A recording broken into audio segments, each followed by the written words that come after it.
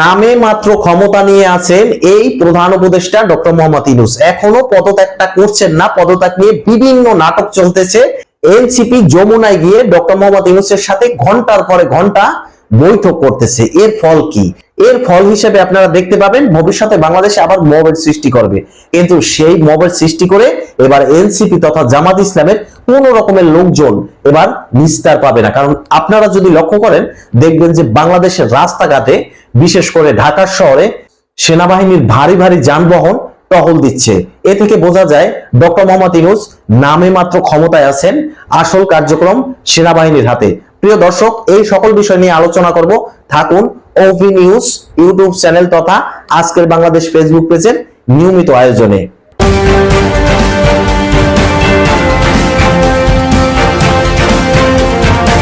হ্যাঁ প্রিয় দর্শক, বর্তমান সময় বাংলাদেশের রাস্তাঘাটে সেনাবাহিনীর যে ভারী যানবাহন এবং সেনাবাহিনীর যে ভারী ভারী অস্ত্র নিয়ে বাংলাদেশের রাস্তাঘাটে বিশেষ করে ঢাকা শহরে অলিতে গলিতে সেনাবাহিনীর টহলকে আপনি কোন চোখে দেখছেন? প্রশ্ন রইল আপনার কাছে। আর একটা অনুরোধ করতেছি, আমার ভিডিওটি যারা যারা দেখবেন দয়া করে সম্পূর্ণ ভিডিওটি দেখবেন।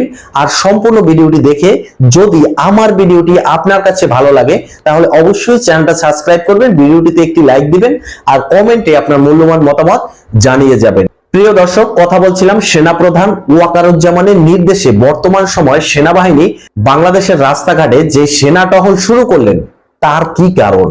বর্তমান সময় দেশ বিক্রির যেই ষড়যন্ত্র এই অন্তর্বর্তীকালীন সরকার ডক্টর মোহাম্মদ ইউনূস এবং তার সাঙ্গপাঙ্গরা এনসিপি বলেন জামাত ইসলাম বলেন তারা যে শুরু করছিল এটা বর্তমানে সেনাপ্রধান রুখে দিয়েছে এবং একদম যত প্রকার সংস্কার করতে চাইছিলেন সব সংস্কার ভেস্তে দিয়ে দিয়েছেন। কারণ বাংলাদেশের 1 ইঞ্চি মাটি যারা দেশপ্রেমিক সেনাবাহিনী তারা কোনোদিন বিক্রি হতে দেবে না, বা বাংলাদেশের সাথে এই দেশপ্রেমিক সেনাবাহিনী কোনোদিন গাদ্দারি করবে না।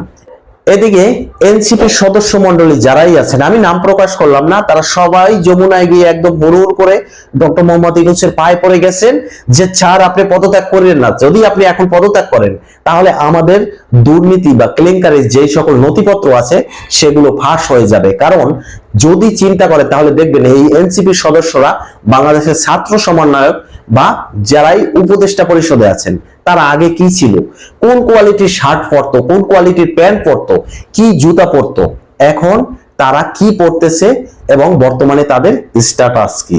বর্তমান সময় দেখবেন বাংলাদেশের উচ্চ স্তরে যেই সকল লোকজন আছে তাদের সাথে সমান তালে তাল মিলিয়ে চলছে এই সকল উপদেষ্টারা, এনসিপির সদস্যরা তথা ছাত্র সমন্বয়ক নামে বাংলাদেশে যেই একটা চক্র আছে যারা দেশ বিক্রি করতে ইচ্ছুক ছিলেন এই বর্তমান সময় তাদের অবস্থান, এই অবস্থান টিকিয়ে রাখার জন্য ডক্টর মোহাম্মদ ইউনূসের দরবারে গিয়ে যমুনায় গিয়ে এনসিপি ছাত্র জনতা তথা জামাত ইসলামের এই যে ক্ষমতার দাপট এটাকে টিকিয়ে রাখার জন্য তারা চলে গেলেন তাদের মুরিদের কাছে যমুনায় গিয়ে তাদের মুরিদের পায়ে পড়ে গেলেন, বললেন যে বাবা তুমি এই মুহূর্তে কোথাও যেও না, তুমি যদি চলে যাও তাহলে তোমার এই মুরিদরা ফেঁসে যাবে।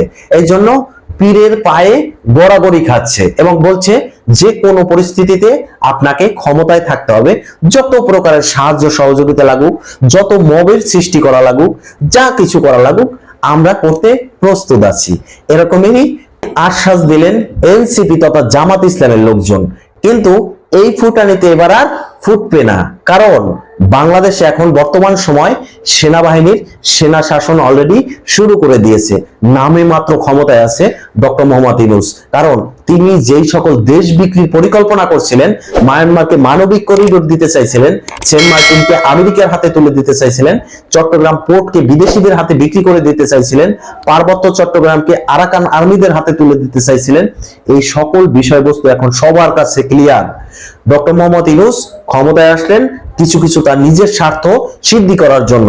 গ্রামীণ ব্যাংকের ট্যাক্স মওকুফ করে দিলেন, গ্রামীণ ফোনের নামে স্টার্লিং উচ্চ গতি সম্পন্ন যে ইন্টারনেট ব্যবস্থা, আমেরিকার ইলন মাস্কের যে ইন্টারনেট সেটা তিনি তার গ্রামীণ ব্যাংকের নামে আনলেন। তার নামের যে মামলাগুলো ছিল সবগুলোকে তিনি উধাও করে দিলেন। এই সকল কাজ করার জন্যই আমাদের প্রধান উপদেষ্টা ডক্টর মোহাম্মদ ইউনূস ক্ষমতায় এসেছিলেন। তিনি কথায় কথায় বলেন যে সুদ আমি খাই না, সুদ খায় গ্রামীণ ব্যাংকের মালিকরা। উনি কে তাইলে? শেখ হাসিনা এর ভিতরে একটা অডিও বার্তায় বলছেন যে 1990 সালে ডক্টর মোহাম্মদ ইউনূস 7,000 টাকা বেতনের একজন কর্মচারী ছিলেন গ্রামীণ ব্যাংকের। সেখান থেকে কোথা থেকে এই হাজার হাজার কোটি টাকার মালিক হলো, এই টাকা কোথা থেকে ইনকাম করলো? তাহলে কি সেই শেখ হাসিনার কথাগুলো সত্যি? এটা কি ধরে নেব? না হলে সে শেখ হাসিনাকে প্রোটেক্ট করুক যে আমি এই টাকা পয়সা এখান থেকে আনছি। আসলে কেঁচো খর্তি দিয়ে কখন যে সাপ বেরিয়ে যাবে সেটা কখনোই এই প্রধান উপদেষ্টা বা তার অন্তর্বর্তীকালীন সরকারের যে মুরিদরা আছে তার দরবেশ সহ এই জিনিসটা উপলব্ধি করে নাই। প্রিয় দর্শক, দেখতে থাকুন ভবিষ্যতে সেনাবাহিনীর কার্যকলাপ কি কি হয়, যা কিছু হয় সবকিছু নিয়ে আমি থাকবো আপনাদের সাথে। আজকে এই পর্যন্তই শেষ করছি, পরবর্তীতে নতুন কোনো ভিডিও নিয়ে আসবো। সেই পর্যন্ত ভালো থাকুন, সুস্থ থাকুন, আল্লাহ হাফেজ।